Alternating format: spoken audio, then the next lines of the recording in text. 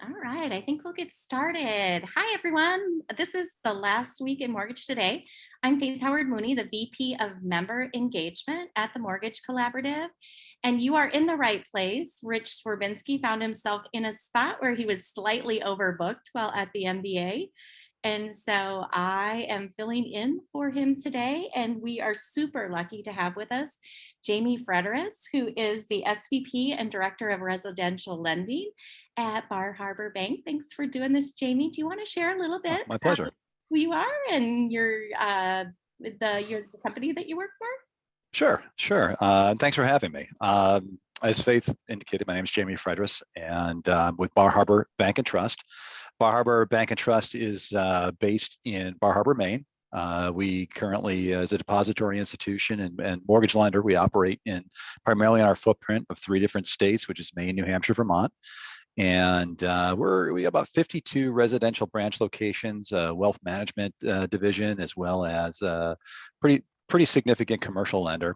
And we do pretty close between 350 to 400 million a year in mortgage residential loans. Fantastic. And I've been a member of TMC since 2019. 2019 and been a very active member, someone that we depend upon from time to time. So we appreciate that for sure. Mhm. Um, So Faith, talking about today, why don't you share where you are and some of the things that are going on in your week this week and last week? Perfect. I will for sure. So we are in San Diego at the MBA annual convention, which I think the final registration list had like 3,500 people on it, but definitely there are more people here in the city from the mortgage industry. Super exciting time yesterday morning. Opened up with probably the biggest room for an opening session of the MBA that I've seen. Of course, there hasn't been an MBA for the last 2 years. Mhm. And it was completely chock full with people wanting to hear the newly inducted MBA chairman, Christy Furco, who of course is an executive at Wells Fargo, but the new MBA chairman. And so she had some really exciting things to say. I'd actually say I was really, really impressed with her. And she kind of shared her story of who she is and how she got to where she was, and then rolled out what she considers her 2 initiatives. So only 2 things that she really sees as what her focus is. And those 2 things were improving minority homeownership. I think not a surprise there. And actually would love, before I go any further, to just share anybody who has any feedback or who may be here and be on the line too, would kind of love to hear your thoughts about what you've heard so far coming out of this. But improving minority home ownership, and then increasing the diversity in our workforce, very specific to overall, but mortgage industry specific. And she went on to comment that number one, it's the right thing to do, but there's also an actual, which this was something that was, I guess, kind of surprising to me. There's actually a need to do it as well. She mentioned that the percent of the population that is white actually decreased last year for the very first time ever.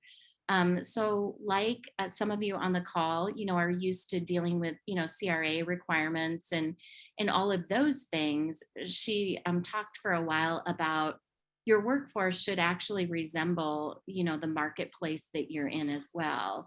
It's not just the loans that you do in the marketplace you're in, but your workforce should actually represent your marketplace as well. So those were the 2 initiatives, or the 2 things that she shared that she was going to be focused on for this year. And then they also rolled out a new initiative while there. It is called the Home for All Action Pledge.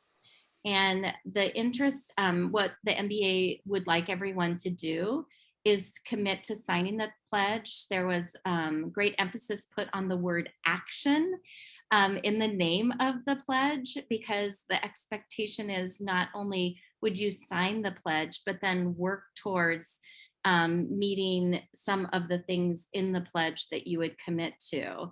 So the MBA has committed to, if you sign the pledge, they will work with you to improve your company goals related to improving minority home ownership, as well as diversifying your own workforce. So they'll work with you to put an action plan in place, and I'm sure check back in with you to see how you are working towards those goals throughout the year. So yeah, kind of interested in your feedback, Jamie, on what you think about that thought process and that pledge program. Yeah, I was fascinated to hear that. I'm pretty sure I couldn't be any further away than San Diego, being out here in Bar Harbor, Maine, right here. But it's a lot of information coming. But I think that's consistent from what we're hearing from the Biden administration regarding initiatives with FHFA as it relates to affordable lending, and making sure that there are initiatives, programs, products, and direction with the FHFA and their GSEs to support and promote affordable lending, especially in diverse markets and diverse groups. So it sounds like the MBA is aligning with the Biden administration's initiatives as well. Yep, it definitely had that feel and flavor, as to a lot of the other sessions that are here are kind of focused on very similar topics. Need to be the two topics that are being most talked about here. Was there any discussion around what support would look like or resources would look like? Not a lot. So she introduced this concept, or this pledge, in the keynote speaker session. So I'm sure there will be more to follow, but also did give out, there is definitely, I haven't had a chance to look at it this morning, but if you go to mba.org and then type in a backslash and home for all, it apparently spells out more of the details. She did mention that they would have staff actively working with lender members on their mutually formed goals. And the reason why the word action was in there is the plan was to not just talk about it, because many things have been talked about in the past, but actually come away with it with some actual takeaways and things that could be implemented. That's great. That's great. Having, as a depository institution, and all those on the line who are with depository institutions, we know that CRA requirements and the expectations from our regulators, this is probably great news and great to distribute within our organizations to the people who are in charge for CRA goals and such. So I'm anxious. I, for one, am anxious to see more to come on this. Yeah, and I think that it's something that we definitely will be talking about within our working group. I'm sure that will be something. And thanks, Sarah Wood, for popping that in the chat. She popped the link in the chat for everybody so that you can go and look at further information related to that. Excellent. So yeah. So go ahead. So no, I think that's some great information coming out firsthand from the attendance there. But I couldn't help but notice also this other information coming out over the weekend during one of the presentation. MBA released some of the new projections for 2022, which I'm sure there were a lot of pens and pencils going, taking notes on this. And in fact, they've actually posted some of the projections on the MBA website. But I think most notably, what I took away from it, despite a lot of the projections and inflation and growth here, for the purchase production expectations going into 2022, MBA is expecting a 9% increase in total capture opportunity and purchase growth opportunity. I think that's probably the bright spot on overall loan production. Probably the more sobering and probably more talked about estimate and prediction they talked about was an overall 62% drop in the refinance opportunity going into 2022. I don't think that caught anyone necessarily by surprise, but I think it's very sobering to hear it. And actually someone put it into print, because the fact of the matter is, as an industry, we've been enjoying quite an unexpected run in total production as it relates to the refinance contribution to our overall production. And I think, as I've told a lot of people who've entered the business in my world, and as being part of the MBA here in New Hampshire and the Board of Governors, with that production running up, it will cycle and come back. So, right out of the gate, and talking to some of my peer groups in New Hampshire and in my old state of New York, I'm sure there's a lot of people taking a look at their models, taking a look at their P&Ls, and saying, hey, what's it going to look like if we go up 9% in purchase and roughly 62% in refinance? What is that world going to look like?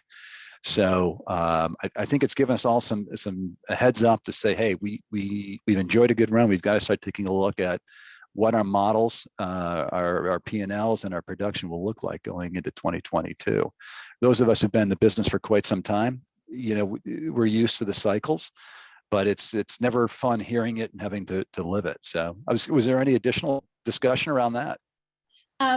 There wasn't. There was some conversation, though, that I heard last night related to that. And I think it's really hard for people to grasp their head around the 62% decrease in refinance volume, because that just seems like, even though we've enjoyed the fruits of all of that lately, that just seems like such a huge number. But depending on where rates go, which we've seen them go up a little bit in the last week or so, that was kind of the conversation related to that. It also seems like not everybody is working off of the same projections. So there seem to be some people that are estimating a little bit different number than that. Than what the MBA has. And I actually heard someone say last night that I think that the MBA places, not my opinion, but what I heard in a conversation, the MBA placed a number out there that people will feel comfortable being able to hit and feel successful in their position. And then there was also some additional conversation amongst that group about those of us that have been in forever. We've seen these cycles. We've lived through I know I've lived through a number of them. At this point, we've seen those cycles come and go, but there's been a lot of chatter about it's coming, and then it's never come. So the newer people in the industry, how are we going to prep them to kind of understand what this cycle could look like? So those were some of the conversations that I heard related to. And I think at the leadership level, we've got to take a look also. I mean, what we've seen over the last 18 months, we saw a huge run up in margin opportunity with the increased business and refinances and purchases, where, I saw some Black Knight studies and data. The average margins for locks through Black Knight were averaging somewhere between the 3.5% to 4% range for a period in 2020. With the decreased volume, we're going to see margin compression. It's going to be a challenge to maintain some of the margins that we've been spoiled with over the last year and a half. So I think we've all got to take a look at our service delivery. We've got to take a look at our business models, and we've got to take a look at the value propositions as leaders that our lenders are bringing to the client to capture more of that business that's available. As I told most of my team, we've got to just get a bigger piece of a smaller pie. Yeah, I had the opportunity yesterday too, after we had kind of talked earlier in the day, but I had the opportunity yesterday afternoon to walk the expo floor. And I'll tell you that one of the focuses, it's kind of like not stated, because I think everybody's kind of going there, that people have, is the floor was filled with kind of not your normal traditional providers. And they were there, of course, as well. But the huge number of technology firms, in various aspects, whether it's bot creation or, just a new spin on how to maximize your workflow without adding additional FTE into your process, definitely seems to be a big focus of the expo hall floor. Lots of startup companies, or companies that, it's like, who are they? I didn't even know who they were, which is kind of unusual. I'm used to kind of like trudging through the expo hall floor, seeing people that I've known for years. And there definitely was a different flavor this year than what I've seen in the past. And so it kind of goes back to everything that we just talked about. People are looking for those solutions to, how do we do this smarter, is Mhm. faster without more people, all of those things that we've talked a lot about within our TMC calls and everything. But it's always interesting to just get a visual of that and Mhm. kind of see that in action. Mhm. So Absolutely. Yeah. And I will echo that. I'm not an MBA, but I've noticed the email pickup of the meet and greet requests. It makes me wonder where my phone number is posted. But definitely a lot of opportunity, a lot of interesting tech out there. And I think as leaders, we'll also be busy taking a look at those opportunities and also collaborating and sharing what everyone's learning. Because I think there's it could be overwhelming sometimes. yeah, there's a lot of them out there, and just to like the time spent to filter through Mhm. some of the new providers. There was a question in the chat, anyone Yeah. that stuck out. I'd have to go back over my notes, but that was what was even funnier about it, is I did take some notes while I was on the expo hall floor of just names of people that I kind of want to dig into further and kind of find out who they are, just so our team kind of knows and understands who's out there Yep. potentially soliciting people from the network. I'll So be anxious to see some of that information. Hey, as long as we're on numbers, I did want to drop in something that I noticed a couple of weeks ago and into last week, since we were reflecting on last week. We talk about growth, we talk about numbers. One of the things that's been gaining some momentum out there, what do we know? We know that GSCs haven't formally announced their new limits on what they'll purchase. We know it right now, it's hovering in the 548. Well, it's not hovering, it's exactly 548, 250 on a single family home in a non-super conforming market. But I don't know if any of you have seen this, but there's been a number of posts from a different organizations out there indicating that they are now accepting applications at the new GSC limits of 625 on a single family. When I first saw that, I was like, son of a gun, how did I miss that memo? And I started digging through, almost to the point I actually called Freddie and I said, made sure I was still on the email list there. Because like many people, I'm busy. I won't be the first one to admit I miss a memo from time to time. But digging into that, it's become apparent. There's a few articles on Housing Wire and so on that a few correspondent money providers, Penny Mac and United Wholesale, as I'm sure there are others right now, have gotten out there taking a look at the projections of where they feel that the GSCs are going to go with their conforming announcements as we get into sometime in November, and then the expectation of deliveries. They are kind of rolling the dice and gambling and saying, hey, we think it's going to be 625, and so we're open for business, and we're willing to accept it. Now, the popular thing that we've seen, and I've been doing this 30 years, I've never seen it. We've also been seeing a lot of MI companies get in behind this movement and say, hey, we think you guys are pretty close, and we'll actually insure it. So, I'd be interested in any feedback or commentary on there. That anyone may have on that, or has actually made that direction move. But at least in the history I've been doing this, I've never seen a preemptive movement on this way to get ahead of that trend and maybe capture some volume prior to that move. yeah, I noticed that actually just last week. I started to see that on LinkedIn, that a lot of people were advertising those limits. I kind of did. I'm further removed from it than you are. I kind of did the same thing that you did and said, oh my gosh, how did I not know that that was already something that was implemented? Mm-hmm. Um, and so anybody that's on the call, share with us, like, if you're seeing that from the people that you're working with. And also, I don't know how you feel about this, Jamie, but, as a company, are you in a bank? Mm-hmm. How do you feel about going there before it's formalized? Well, we are a bank, and we are we're pretty prolific portfolio lender, and so we'll put all types of deals on the portfolio in all different terms and loan amounts up in the non-conforming space and non-warrantable condo space. So I'd be the first. I won't be the first one to admit it, but it's something that we're looking at as well because it creates an opportunity. For us, being a depository institution with a portfolio lending appetite, let's just say, oops, we got the numbers wrong, and we have some loans. We're looking at it. Well, we've got an opportunity to get them insured if we do above 80%, and they're loans we probably would have put in the portfolio anyways in servicing our customer base. So we don't feel there's a lot of exposure there. But I do feel that for the right opportunities, it's a good opportunity. Yeah. Yeah, so comment in the chat that our position is that we'll wait for the GSE to raise conventional limits to ensure all loans are sellable. Yeah, that's the more traditional thing that we've always seen in the past. The safe place to be, but if your bank, like you said, you have some slightly different opportunities to maybe handle that differently if those numbers don't come into play down the road. Yeah.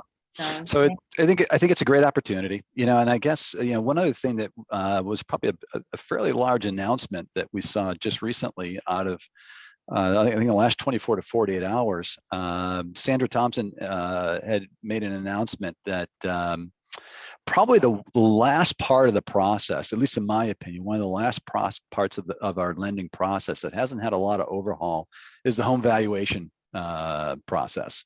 And there was an announcement with not a lot of follow-up to it as far as how, when, where, how, and why, that the GSCs in the very near future will begin to accept desktop appraisals as a norm. It was a pandemic protocol overlaid lift for all the obvious and right reasons to limit exposure inside of people's homes during the high level of the pandemic. But I can, number one, speak for Northern New England, as I'm sure there are other areas across the United States where our appraisal industry is a challenge, and not very highly population density, excuse me. We see challenges in appraisal turn times. So with that announcement and eagerly looking for more to come on that, we're hoping that we'll see a appraisal turn time lift that will only benefit our customers for restructuring refinances and being able to meet some of the aggressive contract turnaround times that we're seeing in the marketplace right now. So that was an announcement that I think it was met with a lot of fanfare. Even from San Diego all to Maine, we were celebrating that one. So we heard those screams across the United States. Yeah, and so interesting thing, I had a conversation with someone that I know that's in the appraisal space. I came from the appraisal space. That's the bulk of my background.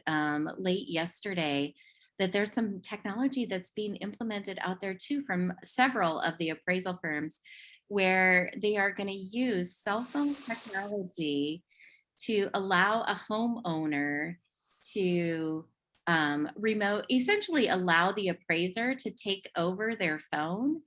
And it has some room measurement capabilities, as well as the ability to take photos and use those. So I thought that was kind of like an interesting thing that I would love to know more about as it develops, to alleviate people in your exact situation where they don't actually have to visit the home to do the inspection. Instead, they take over the phone, and apparently it's time stamped and date stamped, so they know when it's done, to kind of alleviate some of the challenges with the timing of things that's happening right now. Yeah. As much as I miss my my Motorola StarTAC clamshell phone, the simplicity of it, the only thing I'll say, in some of the areas that we serve out in my marketplace, we don't have cell coverage everywhere. So it'll be interesting to see where some of this technology develops. But hey, there was one other thing that caught your attention that you shared with me that I thought would be interesting regarding some dialogue and talk about women in home ownership. Yeah, it was I don't know. I felt so sad about this when I read it, because it's like such a huge segment of the industry. But Freddie did a study that the result of that study was, I want to make sure I get this right, 60% of female head of households feel like home ownership is completely out of reach for them. And not just in the environment, because they dug into it more, not in the environment that we're in right now, where I think home ownership for a lot of people is difficult just because of housing supply, and availability of homes, but indefinitely that 60% of head of household females felt like they would never be able to own a home. And that Yeah. to me was just a shocking number. They attributed it to part of it was, the housing and where housing is at right now, the availability of housing. But the other big piece of it was the lack of, in the last couple of years, being able to build household wealth. Mhm. um, and their reduced confidence in that, or the feeling that they would be kind of in that spot for a long period of time, that the ability to grow wealth for their household was a long-term issue. So I just thought that was such a crazy statistic, and one that just seems kind of sad that's how female head of households are feeling right now in the environment that we're in. Yeah, you shared that with me, and that caught me by surprise as well. And I kind of alluded to, as we take a look at our models and we take a look at the fintech with our, there's been a huge trend in our industry to make things a lot simpler and to make things quicker, less human interaction. But as we take a look at some of the initiatives, with the Biden administration by Kirsty Furco, some of the articles, there should be a large attention and movement to making sure we use our technology to supplement the process of the human intervention, because I think there's a lot of counseling. I think there's a lot of awareness, budgeting and value we can bring in the mortgage industry to different groups to make them and help them realize the dream of home ownership. Yeah. And thanks to Ash. Ash popped some stats in the chat for me that more than 300,000 women left the labor force in September. Mm-hmm. And that job gains for women were less than 12% in the last few months. And so, yeah, definitely contributing factors to probably what they found. But yeah, statistically, that just, again, it's a number in the 60s that surprised me this week.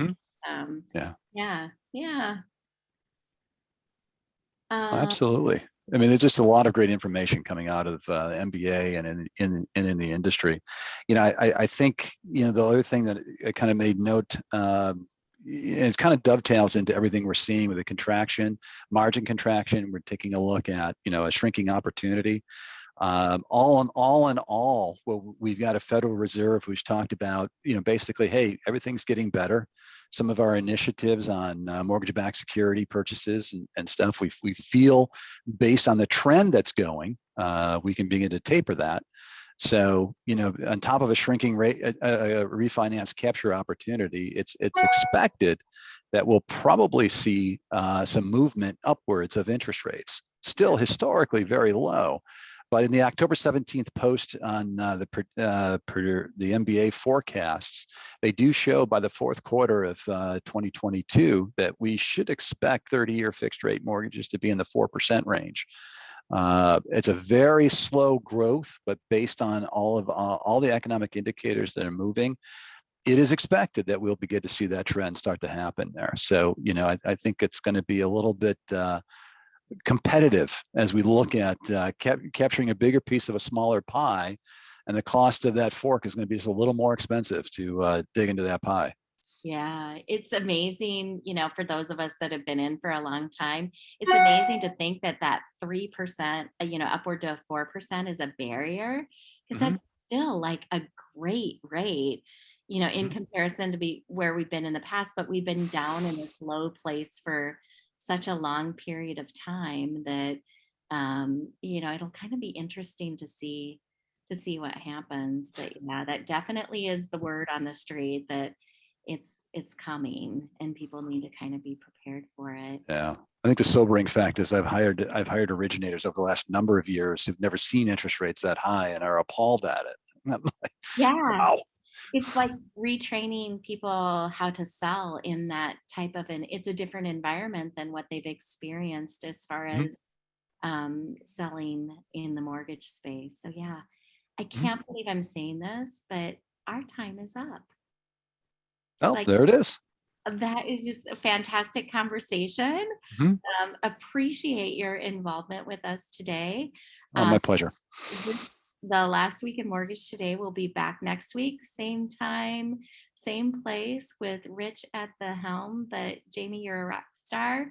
Appreciating you sharing all information with Mhm. me today and supporting our network how you do. We really appreciate you. Happy to be part of it. Thank you so much. Have a great day, everyone.